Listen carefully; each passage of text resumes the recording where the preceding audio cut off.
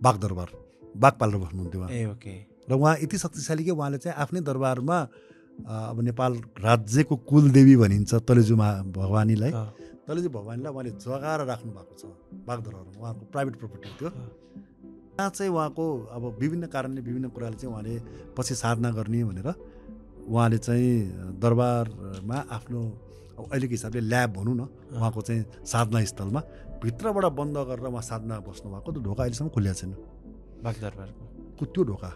So उहाँको फ्यामिलीले अहिले पनि उहाँहरूलाई चाहिँ अब उहाँहरूको विश्वास हो नि त उहाँ भित्रै हुनुहुन्छ भन्नुहुन्छ। आउनु भएको छैन नि त त्यो ढोका खोल्नै मिल्दैन किन उहाँले यस्तो आदेश दिनुभएको छ कि यो ढोका खोलेमा त्यो खोल्ने व्यक्ति चाहिँ रगत बमन गरेर भमिट गरेर तत्काल मृत्यु हुन्छ भनेर उहाँले आदेश जारी गर्नुभएको छ।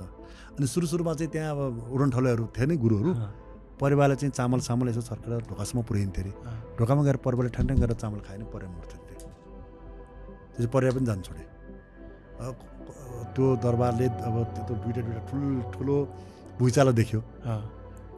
बिचमा दरबारको धेरै छेउछाउमा आग लागि पनि भयो अरे।